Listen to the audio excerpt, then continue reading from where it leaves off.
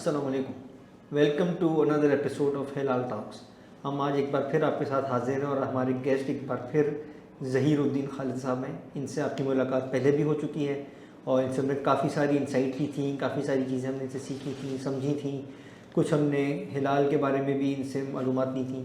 आज थोड़ा सा एक स्पेसिफ़िक टॉपिक हमारा है regarding mutual funds. Mutual funds क्या होते हैं, किस तरीके से फंक्शन करते हैं, और ज़्यादा इम्पॉर्टेंट जो हम आज डिस्कस करेंगे और हमारे ऑडियंस को हम बताना चाहेंगे कि एक नया इन्वेस्टर, एक फ़्रेश इन्वेस्टर अगर मार्केट में आ रहा है, इन्वेस्ट करना चाह रहा है, तो उसकी क्या जर्नी होनी चाहिए, किस तरीके से वो एक डिसीजन लेगा कि मुझे म्यूचुअल फ़ंड में इन्वेस्ट करना है, किस तरीके से करना है।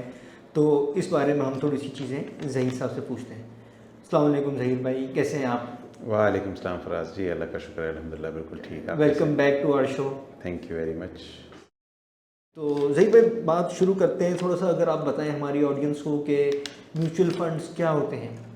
जी देखिए, म्यूचुअल फंड्स एक जैसे अगर आप नाम को इसको ब्रेक डाउन करें, म्यूचुअल जिसमें चीज़ों को कंबाइन किया जाता है, एक साथ जमा किया जाता है, और फंड जो है जिसमें फ़ंड को जमा किया जाए, तो ये एक ऐसे वहीकल्स होते हैं जिसके अंदर मुख्तलिफ़ इन्वेस्टर्स या सरमायाकार अपना पैसा जमा करते हैं और फिर उसको किसी एक्सपर्ट के को हवाले कर देते हैं। एक्सपर्ट यहाँ पे फ़ंड मैनेजर का रोल उसको कहलाया जाता है। फ़ंड मैनेजर उस पैसे को अपनी एक्सपर्टीज़ को यूज़ करते हुए एक ख़ास तरीके से इन्वेस्ट करते हैं। अच्छा, इसमें एक जो इम्पॉर्टेंट चीज़ है वो ये है कि जो इन्वेस्टर्स हैं और जो फ़ंड मैनेजर है उसके दरमियान एक एग्रीमेंट होता है जो कि डिटर्मिन ये करता है या जो कि किस तरह इस पैसे को इन्वेस्ट किया जाएगा, उसमें क्या टारगेट्स हैं, क्या उसके अंदर रिस्ट्रिक्शंस हैं, क्या चीज़ वो कर सकते हैं, क्या चीज़ नहीं कर सकते, ताकि एक कंट्रोल्ड इन्वायरमेंट में उसको पैसे को इन्वेस्ट किया जा सके। और पाकिस्तान के अंदर और दुनिया भर में जहाँ जहाँ म्यूचुअल फंड्स होते हैं उसमें इनको एक सरकारी कोई ना कोई अथॉरिटी उसको रेगुलेट भी करती है, यानी कि उसके चीज़ों को अप्रूव करते हैं। सबसे पहले कोई भी ऐसे अपना म्यूचुअल फंड लॉन्च नहीं कर सकता, उसके लिए अप्रूवल लेना पड़ता है, और फिर उसकी ऑनगोइंग किस तरीके से वो मैनेज कर रहा है उसको भी अथॉरिटी रेगुलेट करती है। पाकिस्तान के अंदर securities and exchange commission SECP है जो कि इस काम को सर अंजाम देते हैं, और वो इसका भी ख्याल रखते हैं कि ये कहीं कोई जिस फंड मैनेजर को पैसे दिए जा रहे हैं वो कोई चोरी करके ले ना जाए या कोई फ्रॉड ना कर दे, तो इस चीज़ का भी ख्याल रखा जाता है। तो पिछले कुछ सालों में जिस तरह पाकिस्तान में सुनने में आता था कि एक मुदारबा स्कैम हो गया या कोई डबल शाह आ गया, तो इस चीज़ों को आप ये बता रहे हैं कि इन चीज़ों को अवॉइड करने के लिए इस तरह की रेगुलेशंस हैं पाकिस्तान में, ये चेक्स एंड बैलेंसेस हैं जो कि इन चीज़ों को इंश्योर करते हैं कि इस तरह के म्यूचुअल फंड्स के अंदर इवेंट्स ना हो। जी बिल्कुल, और इसके साथ साथ एक रोल ट्रस्टी का भी होता है जो कि एक तरीके से एक फ़ंड मैनेजर के ऊपर एक चेक का रोल प्ले करता है कि फ़ंड मैनेजर अपनी डे टू डे एक्टिविटी जो है वो बिल्कुल उसी एग्रीमेंट के तहत कर रहा है जो कि उसने इन्वेस्टर्स के साथ किया है, और इनफैक्ट जो सारे पैसे होते हैं वो इन्वेस्टर तो जो कंट्रीब्यूट करते हैं फ़ंड के अंदर वो भी असल में ट्रस्टी के कंट्रोल में होते हैं, फ़ंड मैनेजर के कंट्रोल में नहीं होते। फ़ंड मैनेजर ने कहीं इन्वेस्ट करना है तो वो इन्वेस्टमेंट का डिसीजन लेता है, फिर वो ट्रस्टी को कहता है मैंने ये डिसीजन ले लिया है, फिर ट्रस्टी उस डिसीजन को चेक करता है कि वो क्या आया जो उसने इन्वेस्टमेंट की एग्रीमेंट इन्वेस्टर्स के साथ किया था उसके मुताबिक है। अगर है तो फिर वो पैसे रिलीज़ कर देता है, और अगर नहीं है तो वो रिलीज़ नहीं करता। तो ये एक चेक का mechanism day to day trustee की तरफ से होता है, और फिर SECP का ओवरऑल एक उसकी रेगुलेशन रहती है। तो अगर मैं आपकी बात को समराइज़ करूं तो ये कुछ इस तरह से है कि म्यूचुअल फंड्स में इन्वेस्टमेंट है, उस पर इन्वेस्टमेंट का रिस्क तो है कि प्रॉफिट हो सकता है, लॉस हो सकता है, लेकिन ये रिस्क नहीं है कि वो पैसे जो फंड मैनेजर, जिस तरह आपने कहा कि वो पैसे मेरे चोरी करके ले जाएगा, जब मेरे पैसे खा जाएगा, वो रिस्क वहाँ पे मिटिगेट कर दिया गया है। बिल्कुल बिल्कुल सही। अच्छा, म्यूचुअल फंड्स की तो आपने बताया, बट क्या इसमें हलाल म्यूचुअल फंड्स भी होते हैं, और अगर होते हैं तो वो क्यों हलाल हैं, कैसे हलाल हैं? जी बिल्कुल। देखिए इसमें इन जैसे म्यूचुअल फंड्स, जैसे मैं जिक्र कर रहा था कि एक एग्रीमेंट के तहत मैनेज हो रहे होते हैं। बिल्कुल। उस एग्रीमेंट के अच्छा अंदर सॉरी, आपकी बात में अगर काटूं यहाँ पे, तो वो एग्रीमेंट का कोई स्पेसिफिक नाम है, वो पब्लिक डॉक्यूमेंट है, कोई भी देख सकता है? जी जी, उसको ट्रस्ट डीड कहते हैं और ऑफरिंग डॉक्यूमेंट होता है, जो कि फंड मैनेजर और ट्रस्टी और इन्वेस्टर्स के दरमियान ये डॉक्यूमेंट साइन किया जाता है और ये पब्लिकली अवेलेबल होते हैं वेबसाइट के ऊपर, फंड मैनेजर की या एसेट मैनेजमेंट कंपनीज की वेबसाइट पे मौजूद होते हैं। और इनफैक्ट जब भी कोई इन्वेस्टर उस फंड के अंदर इन्वेस्ट कर रहा है तो वो एक्चुअली उस एग्रीमेंट का पार्ट बन रहा है। तो उसने उसमें जो भी टर्म्स एंड कंडीशंस लिखी हुई हैं उसको वो एग्री कर रहा है। तो इनफैक्ट रिक्वायरमेंट ये होती है कि जब भी कोई इन्वेस्टमेंट की जा रही है तो इसमें उन्होंने टर्म्स एंड कंडीशंस और ऑफरिंग डॉक्यूमेंट और ट्रस्ट डीड अवेलेबल हो ताकि इन्वेस्टर्स को पढ़ सके और देख सके। तो ये चीज़ होती है। अब उस ट्रस्ट डीड के अंदर और ऑफरिंग डॉक्यूमेंट के अंदर किस तरह और कहाँ पे इन्वेस्ट किया जाएगा ये शामिल होता है। अब अगर कोई फंड एक शरिया कंप्लाइंट फंड या हलाल फंड के तौर पे या इस्लामिक फंड के तौर पे लॉन्च किया जाता है तो उसके ट्रस्ट डीड के अंदर ये तमाम लिखा हुआ होता है कि किस तरीके से ये हलाल है।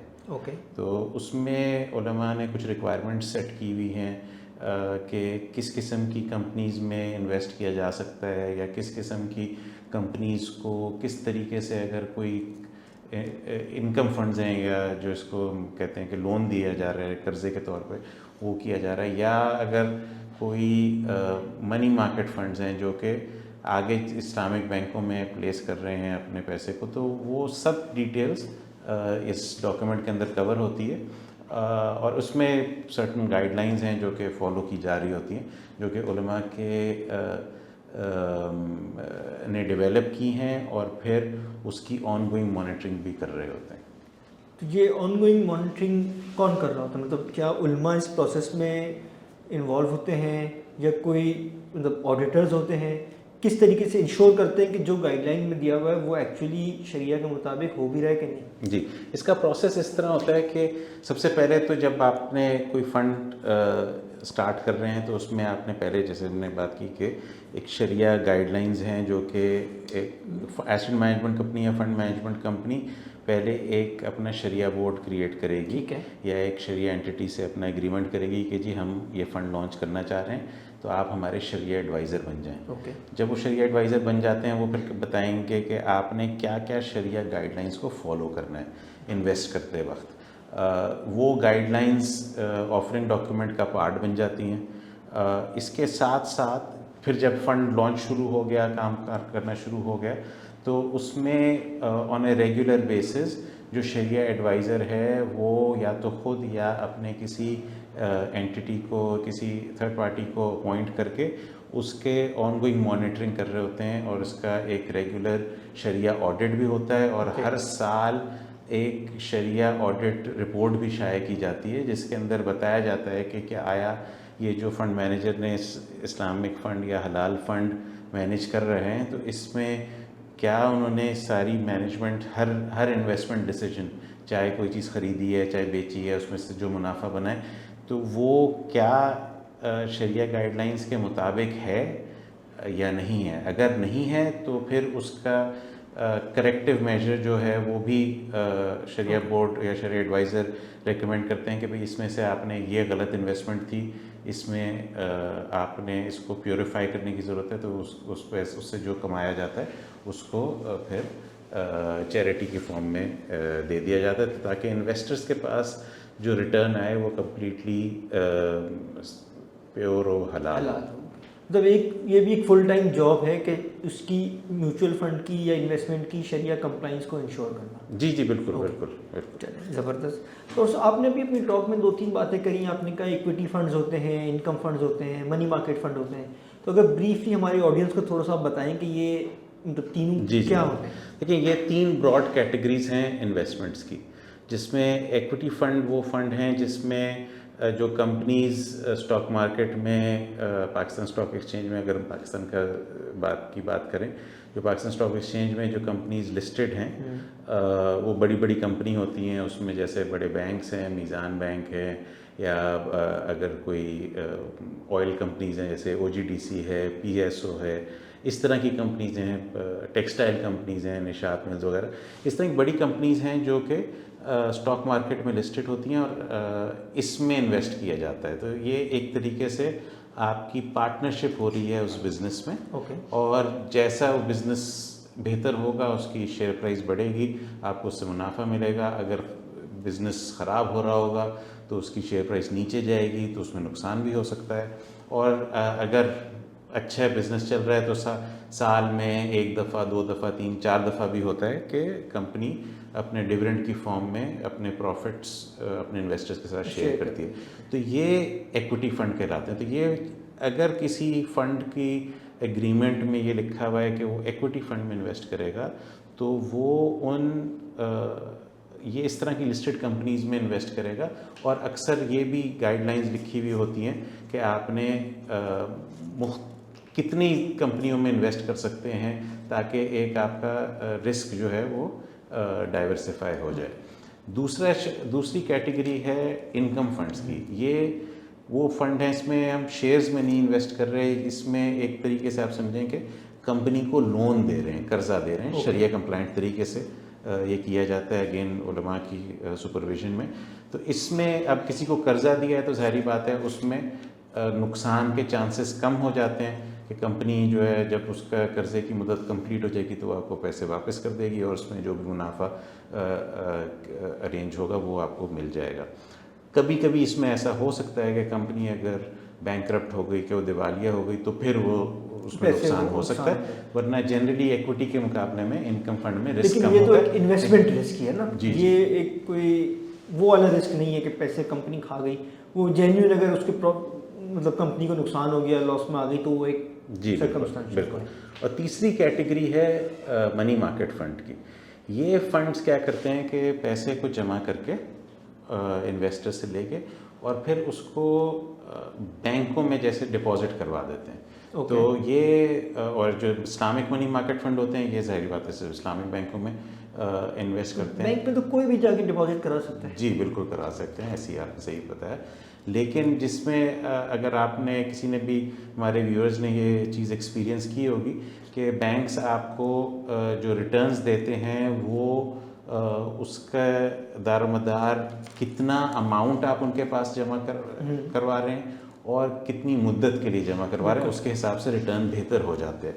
तो अगर कोई 10,000 रुपये जमा करवा रहा है या 10 लाख रुपए जमा करवा रहा है, उसके रिटर्न में फ़र्क हो जाता है।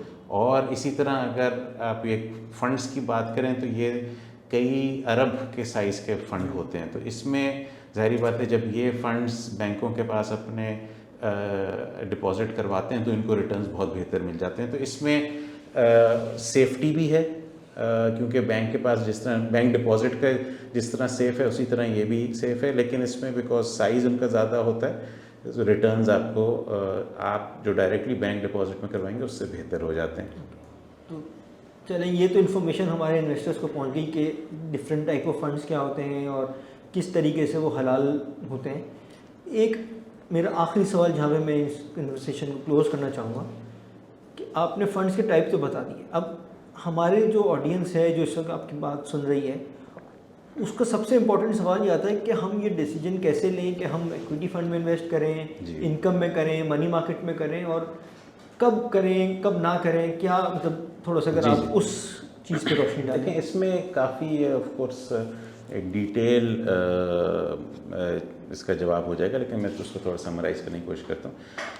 इन्वेस्टमेंट किस तरह की जाए इसका दारोमदार कई चीज़ों पे है। एक तो ये कि कितना आप जो इन्वेस्ट कर रहे हैं हमारे इन्वेस्टर, वो उनकी क्या एज प्रोफाइल है, उनकी आगे कोई लाइबिलिटीज़, आगे कोई ख़र्चे प्लान्ड हैं नहीं हैं, उनकी इनकम लेवल अभी कितना है, उसके मुकाबले में कितने पैसे इन्वेस्ट कर रहे हैं। तो ये सारी चीज़ों को मद्देनज़र रखते हुए फिर हम एक ज़्यादा स्पेसिफाइड कस्टमाइज्ड एडवाइस दे सकते हैं अपने इन्वेस्टर को। लेकिन स्टार्ट ऑफ करने के लिए बेहतर यही रहता है कि आहिस्ता आहिस्ता आप रिस्क प्रोफाइल में अपना रिस्क प्रोफाइल अपने बिल्ड करते जाएं। शुरू में आप लो रिस्क से शुरू करें और फिर आगे आहिस्ता आहिस्ता आप रिस्क प्रोफाइल अपना बढ़ाते जाएं, तो इनकम फंड में चले जाएं, फिर मनी मार्केट इक्विटी फंड में चले तो जाएं। बेसिकली आप ये कह रहे हैं कि मनी मार्केट का सबसे कम रिस्क है, इनकम का उससे थोड़ा सा ज़्यादा रिस्क है,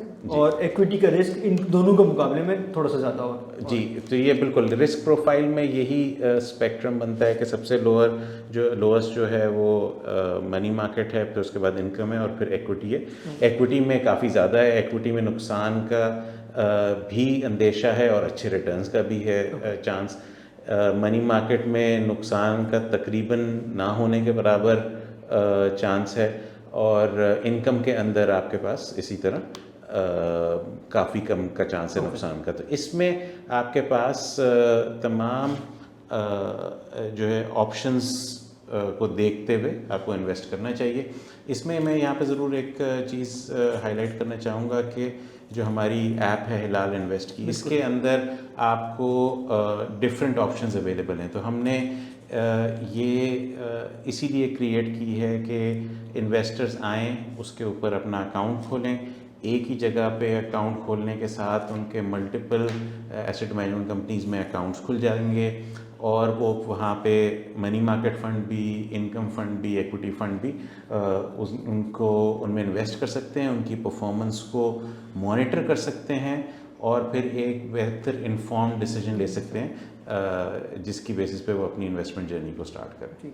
बस आपकी बात पे मैं थोड़ा सा ऐड ऑन ये करूँ कि जिस तरह आपने हमारी ऐप का भी जिक्र किया हिलाल इन्वेस्ट का, तो उसके अंदर जब यूज़र साइन अप करता है, ये मैं अपनी ऑडियंस को मज़ीद एक कुछ इन्फॉर्मेशन के लिए कि उसके बाद उससे एक रिस्क असेसमेंट फॉर्म भी हम फिल करवाते हैं जी। तो उसमें एक रिस्क प्रोफाइलिंग उसकी हो जाती है कि ये रिस्क से हमारे और आपकी रिस्क टेकिंग एबिलिटी इतनी है, तो आपको कहाँ इन्वेस्ट करना चाहिए। जी बिल्कुल। तो thank you very much Zahid भाई, बहुत शुक्रिया, आपने हमें एक बार फिर ज्वाइन किया और हमारी ऑडियंस को काफ़ी यूज़फुल इन्फॉर्मेशन प्रोवाइड की। Thank you. और हमारी ऑडियंस को भी थैंक यू, और आप हमारे चैनल को देखें, और हमारी वीडियोस आपके पास मज़ीद पॉडकास्ट जो है हमारे मज़ीद गेस्ट के साथ इंशाल्लाह आती रहेंगी। तो हमारा चैनल को सब्सक्राइब करना ना भूलें। साइनिंग ऑफ, फराज बंदूकला, अस्सलाम।